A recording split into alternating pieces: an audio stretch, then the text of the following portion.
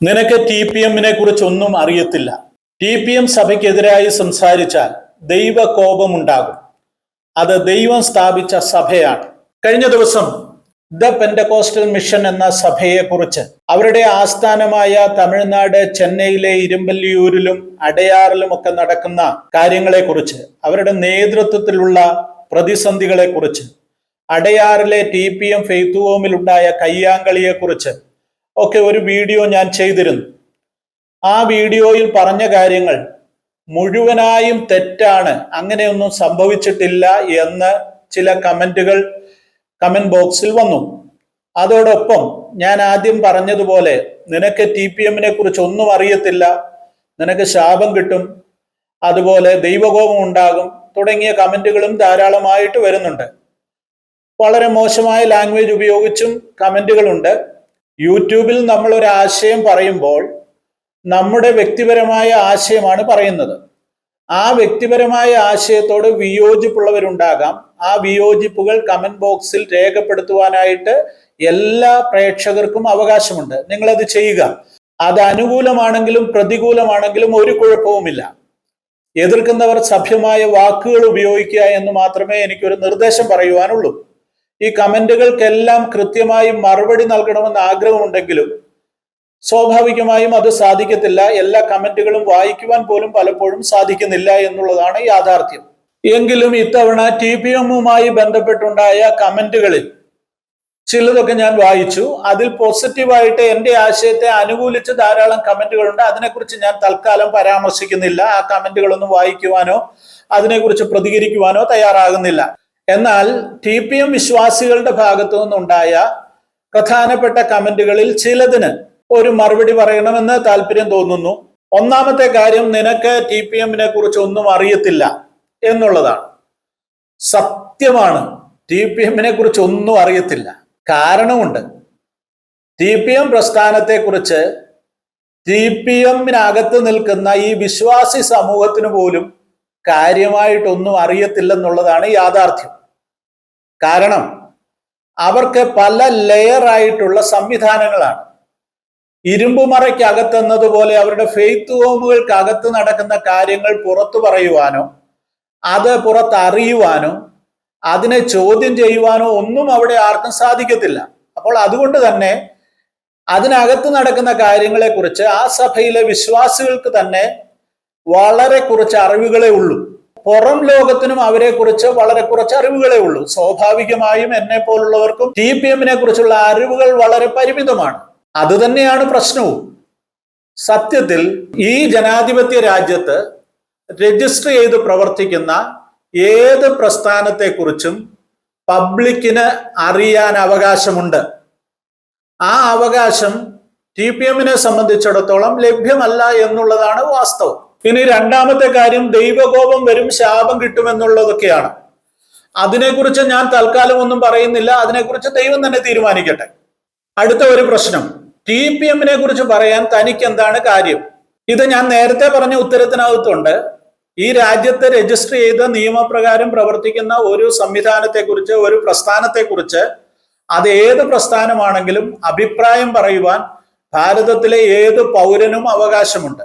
പ്രത്യേകിച്ച് ഒരു മാധ്യമ പ്രവർത്തകനായി കഴിഞ്ഞ 10-30 വർഷമായി പ്രവർത്തിക്കുന്ന ഒരാളെന്നുള്ള നിലയിൽ ഞാൻ ഈ കാര്യങ്ങളെക്കുറിച്ച് അന്വേഷിക്കാറുണ്ട്. ചില കാര്യങ്ങളൊക്കെ പല പ്രസ്ഥാനങ്ങളെക്കുറിച്ച് പറയാറുണ്ട്, എഴുതാറുണ്ട്. അതൊക്കെ സ്വാഭാവികമായി നടക്കുന്ന കാര്യമാണ്. ഞാൻ മാത്രമല്ല, ആർക്ക് വേണമെങ്കിലും അങ്ങനത്തെ കാര്യങ്ങൾ പറയുവാനുള്ള അവകാശം ഈ രാജ്യത്തുണ്ട്. ഇനി അങ്ങനെയൊന്നും അവിടെ നടന്നിട്ടില്ല, അടയാറിൽ ഒരു പ്രശ്നവുമില്ല, TPM-നകത്ത് ഒരു പ്രശ്നവുമില്ല എന്ന് പറയുന്നവരുടെ അറിവിലേക്ക് ഞാനിപ്പോൾ ഒരു വീഡിയോ കാണിക്കാം. தேவாலயத்தில் அத்துமீறி நுழைந்து தாக்குதலில் ஈடுபட்ட மத போதகரை கைது செய்ய கோரி சென்னை காவல் ஆணையர் அலுவலகத்தில் புகார் அளிக்கப்பட்டுள்ளது. அடையாறில் செயல்பட்டு வரும் DBM எனப்படும் பெந்தகோஸ்தே திருச்சபையைச் சேர்ந்த போதகர் லூக் என்பவர் தெலுங்கானா மாநிலம் செகந்திராபாத்திற்கு இடமாற்றம் செய்யப்பட்டதாக தெரிகிறது. இந்த அறிவிப்புக்கு எதிர்ப்பு தெரிவித்து திருச்சபையை சேர்ந்த மக்கள் போராட்டம் நடத்திய போது மற்றொரு போதகர் ஜோப் என்பவர் ரவுடிகுண்டன் வந்து தாக்கியதாக புகார் அளிக்கப்பட்டுள்ளது. 10 பேர் அன்னைக்கு அடையார் சர்ச்சுக்கு வந்தாங்க.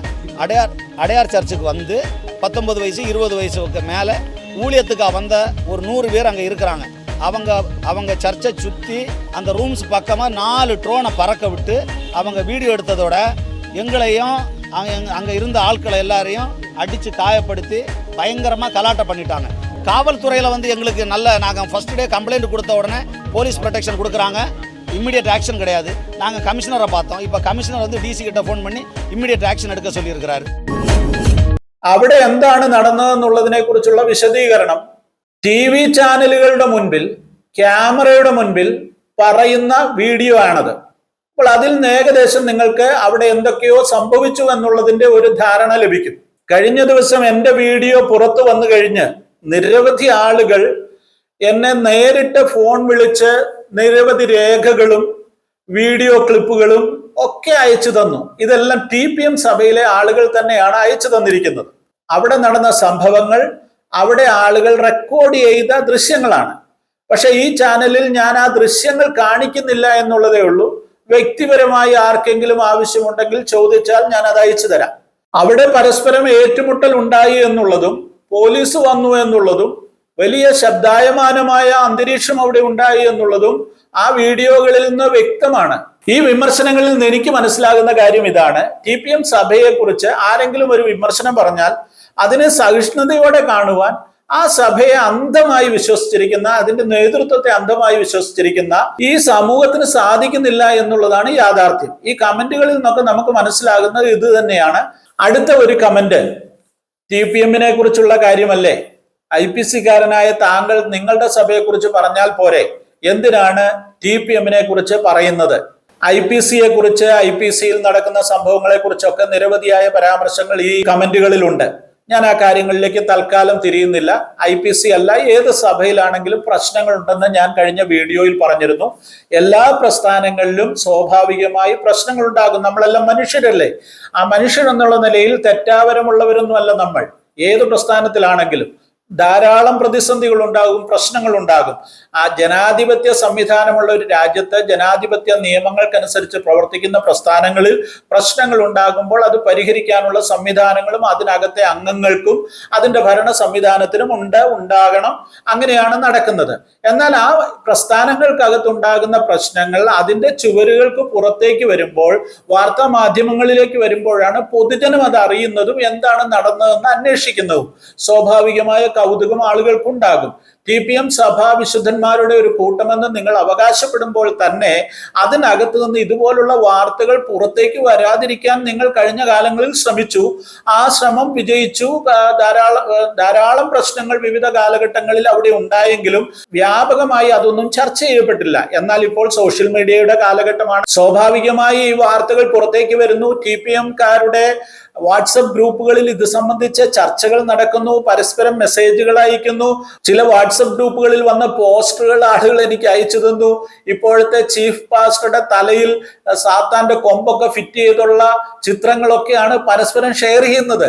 അങ്ങനെ ഇത് സാമൂഹ്യ മാധ്യമങ്ങളിലൂടെ നിങ്ങൾ തന്നെ ഷെയർ ചെയ്യുമ്പോൾ സ്വാഭാവികമായി ഇത് പുറത്തേക്ക് വരുന്നു. അതിനെക്കുറിച്ച് അന്വേഷിക്കുന്നു, അതിന്റെ അറിയാവുന്ന കാര്യങ്ങൾ പുറത്തു പറയുന്നു. ഇതാണ് ഈ യാഥാർത്ഥ്യം. പാസ്റ്റർ ചെറിയാൻ കുഞ്ഞിന്റെ വീഡിയോകൾ കൃത്യമായി ഒന്ന് പരിശോധിച്ചാൽ നിങ്ങൾക്ക് ഈ സംഭവങ്ങൾ സംബന്ധിച്ച് ഏകദേശ ധാരണ ലഭിക്കും. അദ്ദേഹത്തിന്റെ വരികൾക്കിടയിലൂടെ അദ്ദേഹത്തിന്റെ പ്രസംഗം നിങ്ങൾ ശ്രദ്ധിക്കണം. അങ്ങനെ ശ്രദ്ധിക്കുമ്പോൾ എന്താണ് TPM-നകത്ത് നടന്നുകൊണ്ടിരിക്കുന്നത്? അദ്ദേഹം ചീഫ് പാസ്റ്ററെയും അവിടെ നടന്ന സംഭവങ്ങളെയും ഒക്കെ പരാമർശിക്കുന്നുണ്ട്, പല പേരുകൾ പറയുന്നുണ്ട്. തിരുവല്ലയിലെ TPM-ൽ, പള്ളിപ്പാട്ടെ TPM-ലൊക്കെ മാഫിയ സംഘം പ്രവർത്തിച്ചിരുന്ന കഥയൊക്കെ അദ്ദേഹം വളരെ വിശദമായി പറയുന്നുണ്ട്. ആ കഥകളൊന്നും വീണ്ടും ഞാനിവിടെ കേൾപ്പിക്കുവാൻ ആഗ്രഹിക്കുന്നില്ല. എന്നാൽ അദ്ദേഹം സഭയ്ക്കകത്ത് നടക്കുന്ന കാര്യങ്ങൾ പുറത്ത് ചർച്ച ചെയ്യപ്പെടുന്നതിൽ അസഹിഷ്ണുതയുടെ ആവശ്യമില്ലെന്ന് വളരെ കൃത്യമായി പറയുന്നുണ്ട്. അദ്ദേഹം പറഞ്ഞു വെക്കുന്നത് മറുനാടനോ I2I സുനിലോ ആരും ഈ കാര്യങ്ങൾ പറയട്ടെ, ഇത് അറിഞ്ഞതുകൊണ്ട് ഒരു കുഴപ്പമില്ല. ബൈബിളിൽ ഒരു കാര്യവും മറച്ചു വെച്ചില്ലല്ലോ. അബ്രഹാമിന്റെ ഭാര്യയെ പിടിച്ചുകൊണ്ട് പോയ കാര്യവും ദാവീദിന്റെയും സന്തതികളുടെയും കുഴപ്പങ്ങളും ഒക്കെ എന്ത് ചെയ്തിട്ടുണ്ട്? ബൈബിളിൽ രേഖപ്പെടുത്തിയിട്ടുണ്ട്. അപ്പോൾ ദൈവസഭയെന്ന് അവകാശപ്പെടുന്ന TPM-നകത്ത് നടക്കുന്ന കാര്യങ്ങളും പുറം ലോകം അറിയട്ടെ, ചർച്ച ചെയ്യട്ടെ, അലക്കട്ടെ.